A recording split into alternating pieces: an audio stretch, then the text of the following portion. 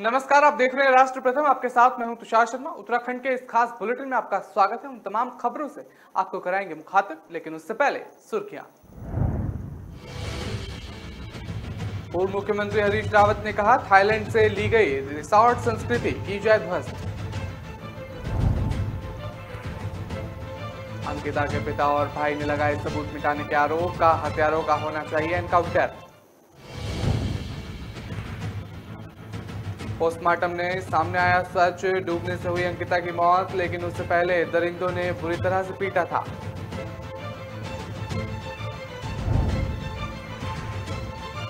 उत्तराखंड विधानसभा भर्ती मामले में स्पीकर ने कहा, अभी आगे भी चलेगी मामले की जांच, जो गलत होगा उसे छोड़ेंगे नहीं। नैनीताल जिले में बढ़े डेंगू का प्रकोप, अब तक 19 मामले आए सामने, 10 से अधिक मरीज तुमदवा क्षेत्र में।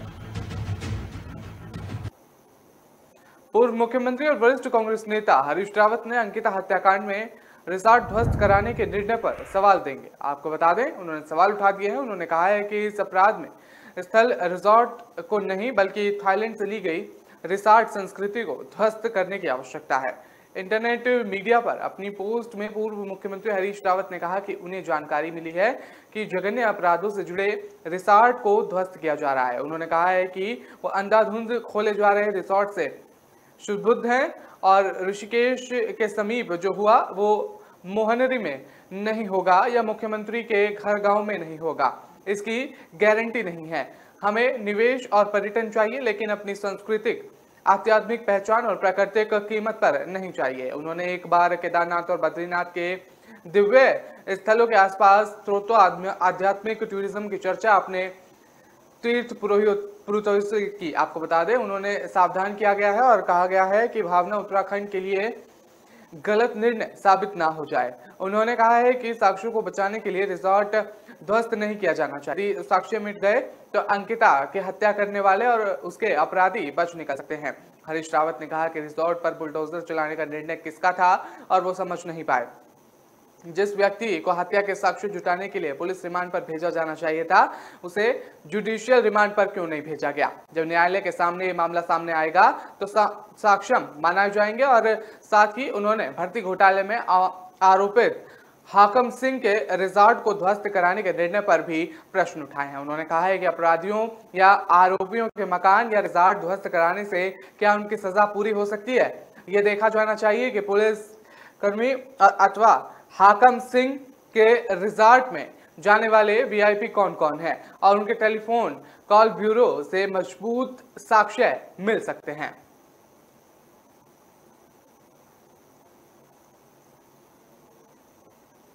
अंकिता के पिता वीरेंद्र सिंह भंडारी और भाई अजय सिंह ने सबूत मिटाने के आरोप लगाए हैं। उन्होंने कहा है कि उनकी बेटी की हत्या के मामले में इंसाफ की गुहार लगाई जा रही है। वहीं पिता वीरेंद्र सिंह भंडारी ने पुलिस महानिदेशक उत्तराखंड अशोक कुमार से दूरभाष पर बात कर तीनों आरोपितों को न्यायालय में फांसी की सजा दिलाने का आश्वासन दिया। पिता ने कहा है कि तीनों आरोपितों का एनकाउंटर कर देना चाहिए, ये किसी भी हालत में बचने नहीं चाहिए। पुलिस महानिदेशक उत्तराखंड अशोक कुमार ने शनिवार को दूरभाष पर अंकिता भंडारी के पिता वीरेंद्र सिंह भंडारी से बात की। उन्होंने कहा है कि पुलिस इस मामले में दिन रात एक किए हुए है। अगर कोई कमी रह गई हो तो वो इसे हमें अवश्य बताएं। पिता वीरेंद्र भंडारी ने कहा कि पुलिस हमारी पूरी तरह से मदद कर रही है। क्षेत्र के पटवारी को सख्त सजा मिलनी चाहिए और रिजॉर्ट में इस हत्याकांड से संबंधित कोई भी साक्ष्य नष्ट न हो पाए। डीजीपी ने कहा है कि पटवारी को निलंबित कर दिया गया है। साक्ष्य को किसी भी हालत में नष्ट नहीं होने देना चाहेगा। पुलिस ने सीसीटीवी से ही पता लगा लिया था कि अंकिता की घटना ने रोज क्या लोकेशन थी और डीजीपी ने आश्वस्त किया है कि पुलिस मजबूत विवेचना करने के साथ ही न्यायालय में मजबूत सबूत पेश करने पर तीनों लोगों को हर हालत में कठोर सजा दिलवाएगी। अंकिता ने तादे उनके पिता ने डीजीपी से कहा है कि उनकी बेटी के हत्यारों को एनकाउंटर कर देना चाहिए था। डीजीपी ने कहा है कि हम कानूनी प्रक्रिया के बाहर नहीं हैं, हम उन्हें हर हाल में फांसी की सजा दिलाएंगे। साथ ही उन्होंने ये भी अपील की थी कि इस मामले में किसी भी तरह से अशांति ना हो। जो कोई भी कमी रह जाती तो अंकिता के पिता अपर पुलिस अधीक्षक से शेखर सुयाल से बात कर सकते थे। वो एक अच्छे अधिकारी हैं और यदि पुलिस से शिकायत है तो वो स्वयं मुझे फोन पर बता सकते हैं।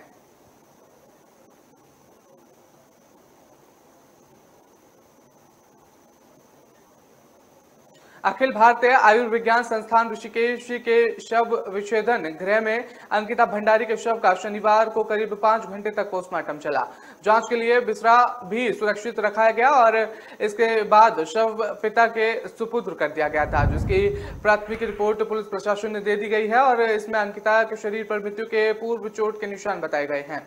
मृत्यु का प्रथम दृष्टिकरण कारण पानी में गिरकर दम घुटना मौत होना बताया गया है और विस्तृत रिपोर्ट सोमवार तक मिलेगी। सुबह करीब 11:30 बजे पोस्टमार्टम शुरू हुआ और शाम 4 बजे तक पोस्टमार्टम चला। एम्स ऋषिकेश के जनसंपर्क अधिकारी हरीश मोहन थपलियाल ने बताया कि 4 चिकित्सकों के पैनल में 2 फैकल्टी और 2 रेजिडेंट चिकित्सक को शामिल किया गया था और पोस्टमार्टम शुरू होने से समाप्त होने तक जिलाधिकारी पौड़ी डॉक्टर विजय कुमार और एसएसपी पौड़ी यशवंत सिंह चौहान और एसपी देहात देहरादून कमलेश उपाध्यक्ष, अपर पुलिस अधीक्षक कोटद्वार शेखर और उप जिला अधिकारी यमकेश्वर प्रमोद कुमार सहित अन्य अधिकारी सहित यहां पर मौजूद रहे और जिला अधिकारी ऋषिकेश शैलेंद्र सिंह नेगी ने बताया कि चिकित्सकों के पैनल के साथ साथ वीडियोग्राफी टीम भी लगाई हुई थी। अंकिता भंडारी के पार्थिव शरीर को यहां से श्रीनगर के लिए भिजवा दिया गया था।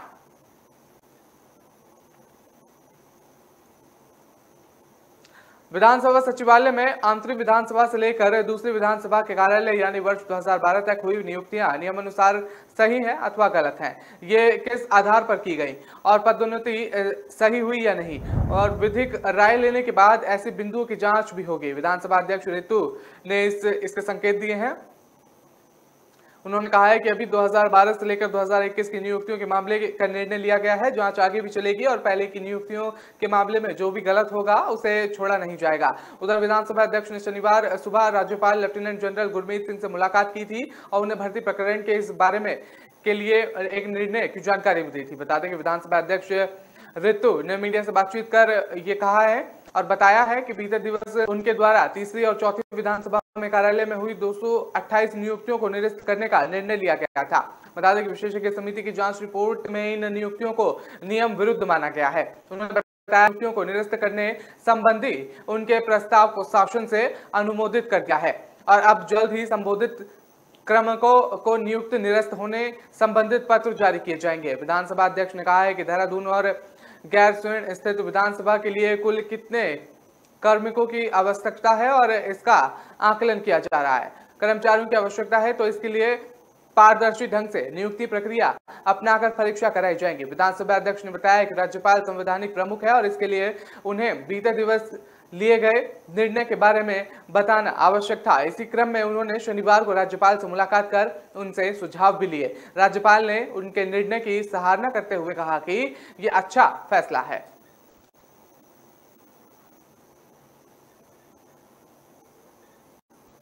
डेंगू का प्रकोप बढ़ने लगा है। जिले में अब तक 19 मामले सामने आ चुके हैं। इसमें 10 से अधिक मरीज दमुवा डुंगा क्षेत्र से हैं और डीएम धीरज सिंह के निर्देश पर शनिवार को 3 विभागों की टीम क्षेत्र में पहुंची और टीम को 3 घरों में रखे कूलर में डेंगू को लार्वा मिले। और बता दें कि नगर स्वास्थ्य अधिकारी डॉक्टर ऋचा सिंह के नेतृत्व में स्वास्थ्य विभाग और नगर निगम की टीम ने गांव में घर घर जाकर निरीक्षण किया। कई घरों में कूलर चेक किए। इनमें से 3 घरों में डेंगू के लार्वा मिलने पर नगर मजिस्ट्रेट ने नाराजगी जताई। उन्होंने कहा कि मच्छर साफ पानी में पैदा होता है, इसलिए किसी भी बर्तन में पानी लंबे समय तक ना रखा जाए। लोगों के घरों में कूलर, टायर, गमले और अन्य बर्तनों में जमा पानी गिराया जाए और लार्वा नष्ट कराया जाए। साथ ही साथ सख्त चेतावनी दी है कि भविष्य में किसी के घर में इस तरह जमा पानी मिले तो उसका चालान किया जाए। बता दें कि एएमओ डॉक्टर रश्मि पंत और नगर स्वास्थ्य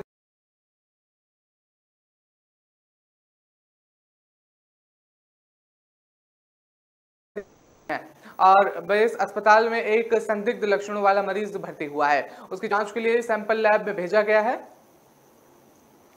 एसटीएच में 2 और मरीज डेंगू पॉजिटिव पाए गए हैं। जापानी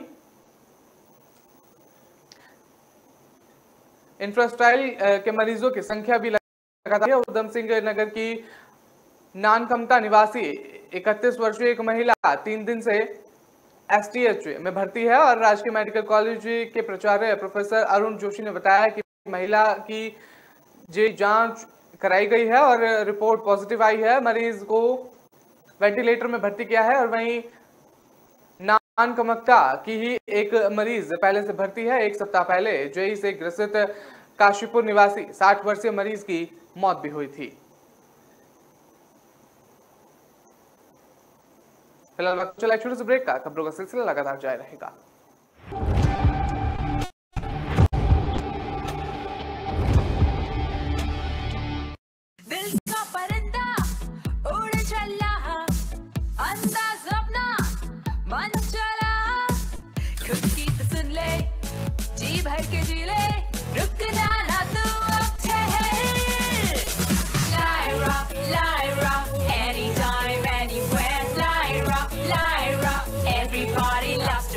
Lyra, anytime, anywhere.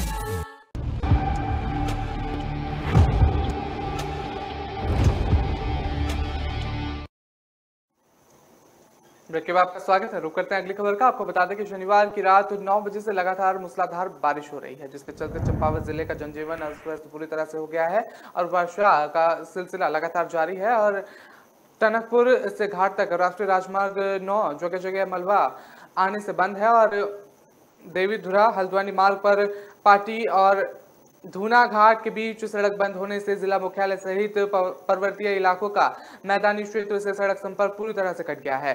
टनकपुर के ककराली गेट और चंपावत के बनलेक से सुरक्षा के मद्देनजर वाहनों को आगे नहीं बढ़ाने दिया जा रहा है। टनकपुर और बनबसा में शारदा नदी का जल स्तर काफी अधिक हो गया था और टनकपुर पूर्णगिरी मार्ग पर किरोड़ी नाला और बाटन गाड़ के उफान पर आने से आवाजाही बंद हो गई थी। जिलाधिकारी ने सभी विभागों को अलर्ट मोड पर रहने के निर्देश दिए थे और आपदा की दृष्टि से संवेदनशील स्थानों और भवनों से लोगों को एहतियातन सुरक्षा व्यवस्था और स्थानों पर शिफ्ट करने के निर्देश दिए थे।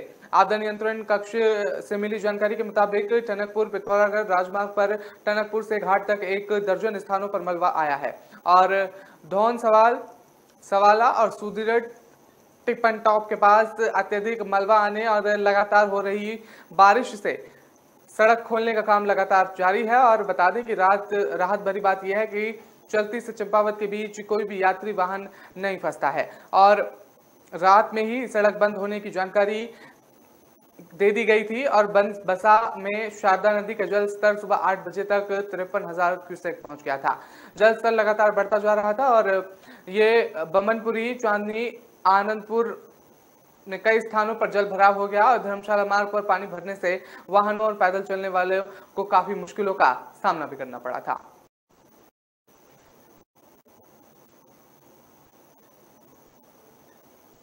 प्रदेश में मानसून की विदाई से पहले भारी बारिश का क्रम लगातार जारी है। बता दें कि उत्तराखंड में आज रविवार को भी देहरादून सहित 7 जिलों में भारी जारी कर दी गई है। वहीं बीते 4 दिनों से प्रदेश ज्यादातर क्षेत्रों में बारिश हो रही है। मानसून के साथ पश्चिमी विक्षोभ की सक्रियता के चलते हिमालय क्षेत्र में संघन हो रहे हैं और झमाझम बारिश हो रही है।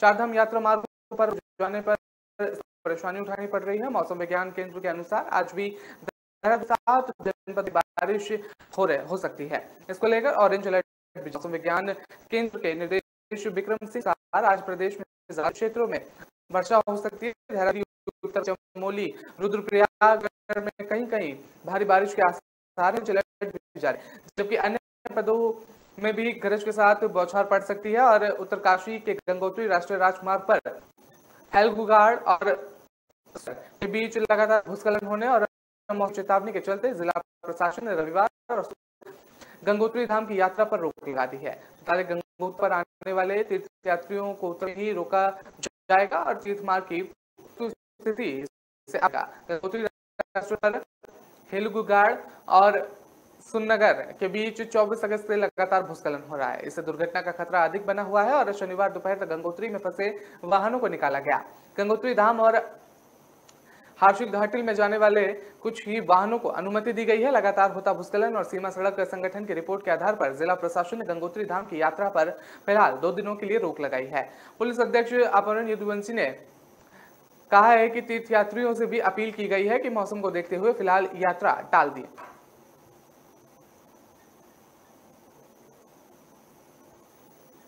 केदारनाथ धाम के लिए एक और आई लाइन हेली टिकटों की खुलेआम ब्लैकमेलिंग हो रही है। वहीं जरूरतमंद तीर्थयात्रियों को कई दिन इंतजार के बाद भी टिकट नहीं मिल पा रहा है, जबकि प्रतिदिन 300 से ज्यादा 350 हेली टिकट ऑफलाइन बेचे जा रहे हैं। बता दें कि तीर्थ यात्रियों का आरोप है कि हेली टिकट कब बिक जा रहे हैं, इसका पता नहीं चल रहा है। केदारनाथ के लिए हेली टिकट बुकिंग की जिम्मेदारी प्रदेश सरकार ने गढ़वाल मंडल विकास निगम को सौंपी हुई है। नियमानुसार 70% टिकटों की बुकिंग ऑनलाइन हो चुकी है, जबकि शेष 30% ऑफलाइन बेचे जा रहे हैं। क्षेत्र पंचायत उखीमठ के कनिष्ठ उप प्रमुख शैलेंद्र कोटवाल का कहना है कि बुजुर्ग तीर्थ यात्री जो पैदल केदारनाथ जाने में सक्षम नहीं है, उनके लिए टिकट काउंटर पर स्पेशल कोटा रखा जाना चाहिए। साथ ही वीआईपी कोटे में भी कटौती की जाए। क्षेत्र में सामाजिक कार्यकर्ता और नितिन जमलोकी का कहना है कि जो तीर्थयात्री काउंटर पर उपस्थित हो उन्हें ही टिकट आवंटित किए जाएं।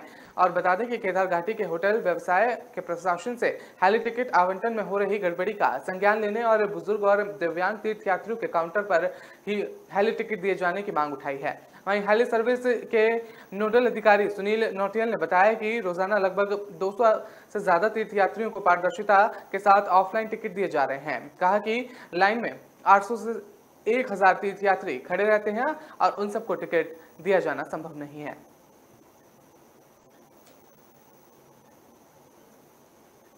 उत्तराखंड के मुख्यमंत्री पुष्कर सिंह धामी ने शनिवार को अंकिता भंडारी के पिता से फोन पर बात की और संवेदनाएं प्रकट की और उनकी बेटी की हत्या के निष्पक्ष और त्वरित जांच के आश्वासन दिया। और बता दें कि मुख्यमंत्री ने एक ट्वीट में कहा है कि अंकिता भंडारी के पिताजी से फोन पर बात कर अपनी शोक संवेदनाएं प्रकट की, साथ ही उन्हें आश्वस्त किया गया है और राज्य सरकार इस जघन्य अपराध की निष्पक्ष जांच कर दोषियों को कठोरतम कार्रवाई करेगी और जिस पर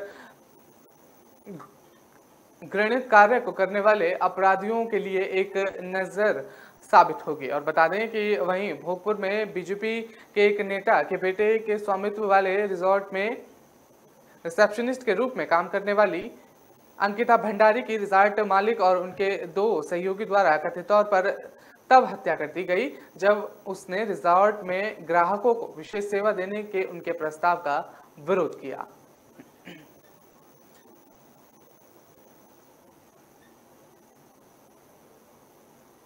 कांग्रेस ने उत्तराखंड में अंकिता भंडारी नामक लड़की की कथित तौर पर हत्या किए जाने के मामले को लेकर शनिवार को भारतीय जनता पार्टी पर निशाना साधा और कहा कि प्रधानमंत्री नरेंद्र मोदी को माफी मांगनी चाहिए।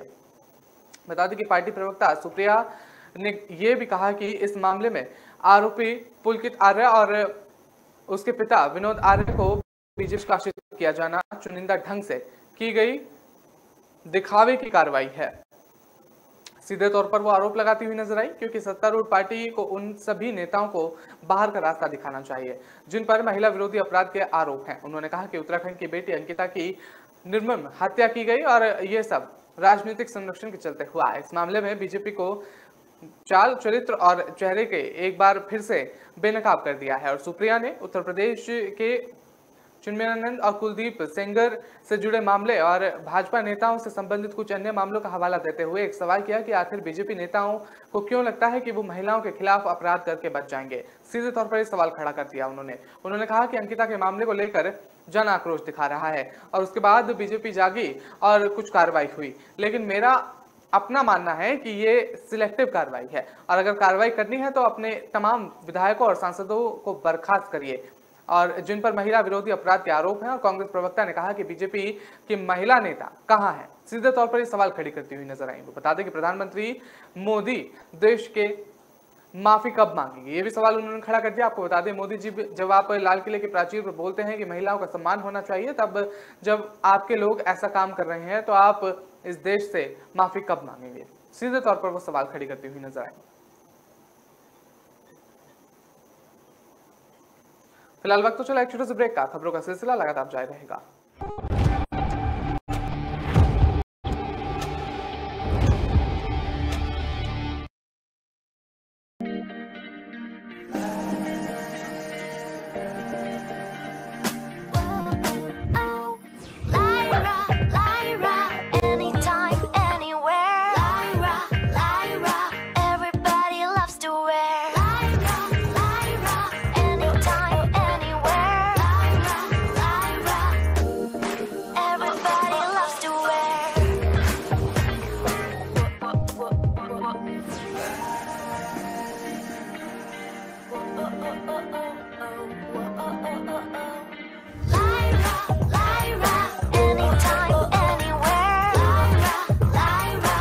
My life, my Lyra.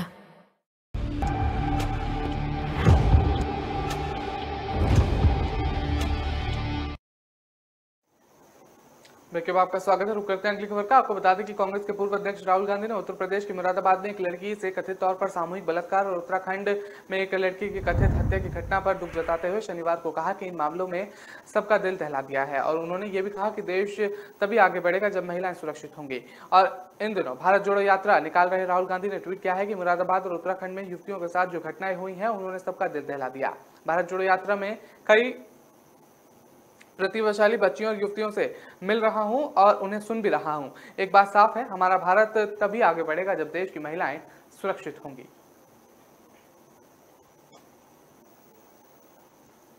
Uttarakhand विधानसभा अध्यक्ष ऋतु ने शुक्रवार को उत्तराखंड विधानसभा भर्ती प्रकरण की रिपोर्ट प्राप्त होने पर की गई कार्रवाई के बाद राज्यपाल से आज शनिवार को राजभवन में मुलाकात की।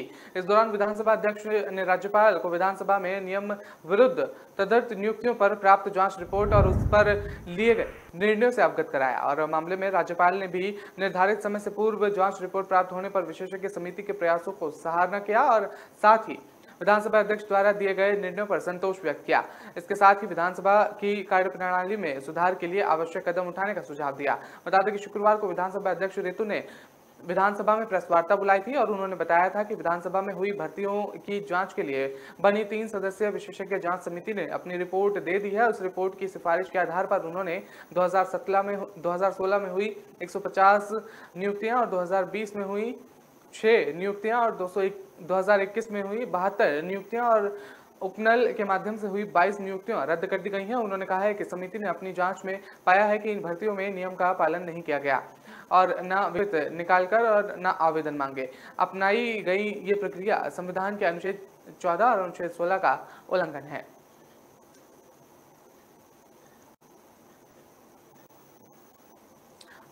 अल्मोड़ा के रायपुर में चल रहे Indian Chhattisgarh international badminton champion challenge 2022 में अल्मोड़ा के आदित्य जोशी ने देश का प्रतिनिधित्व करते हुए शानदार प्रदर्शन कर कांस्य पदक जीत लिया है। और उत्तरांचल राज्य बैडमिंटन संघ के सचिव BMS मनकोटी ने बताया कि प्री क्वार्टर फाइनल में आदित्य जोशी ने आर्य भिव पताकी को 21 से 18 और 16 से 21, 21 से 9 से हराया है। और क्वार्टर फाइनल में आदित्य जोशी ने भारत के ही सतीश कुमार करुणाकरण को 21 से 23, 21 से 16, 21 से 18 से हराकर सेमीफाइनल में स्थान बनाया है। सेमीफाइनल में आदित्य जोशी की टक्कर टूर्नामेंट के चौथे सीड अजय जयराम से हुई, जिसमें आदित्य जोशी को 15 से 21, 21 से 11 और 11 से 21 से हार का सामना करना पड़ा। आदित्य को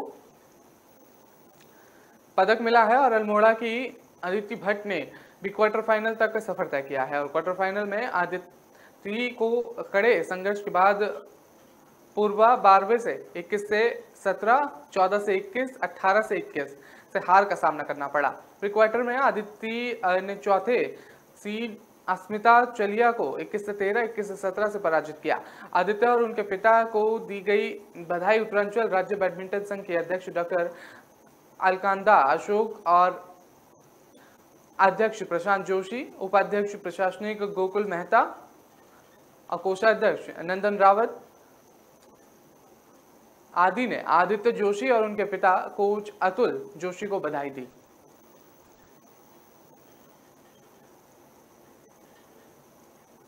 उत्तराखंड के हल्द्वानी के धर्मपाल कॉलोनी में हुई चोरी का पुलिस ने कुछ ही घंटों में खुलासा कर दिया है। चोर ने पहले घर में रखी शराब पी और उसके बाद 6 लाख रुपए की रकम लेकर फरार हो गया। पुलिस ने आरोपी को शनिवार को गिरफ्तार कर लिया है। नैनीताल पुलिस के अनुसार शुक्रवार की रात को धर्मपाल कॉलोनी में चशु तेजवानी के घर में चोरी का मामला सामने आया था। घर के मालिक की ओर से हल्द्वानी कोतवाली में इस मामले में तहरीर सौंपी गई और पुलिस ने तत्काल मामला दर्ज कर 3 टीमों का गठन किया।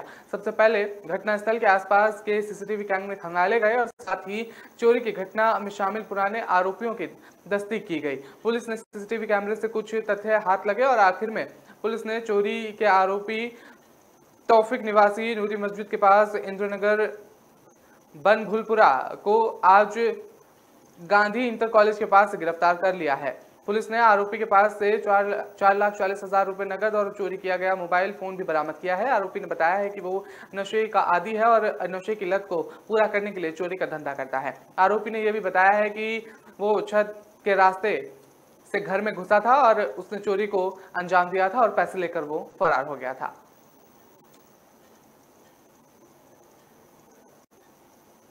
मौसम विज्ञान केंद्र के निदेशक विक्रम सिंह ने बताया कि अगले 24 घंटे में 6 जिलों में बहुत बारिश की संभावना जताई जा रही है। भारी बारिश के मद्देनजर आपदा प्रबंधक के लिहाज से बेहद सतर्क रहने की जरूरत है और उधर डीएम ने राजधानी देहरादून में आपदा प्रबंधक से जुड़े तमाम विभागों के अफसरों के साथ ही सभी एसडीएम को सतर्क रहने के निर्देश दिए हैं। एसडीएम ने एसडीएम को निर्देशित दिए हैं और अपने अपने इलाकों को सक्रिय रहेंगे। और वहीं रुक रुक कर हो रही बारिश के चलते गंगोत्री हाईवे हालगू गार्ड के समीप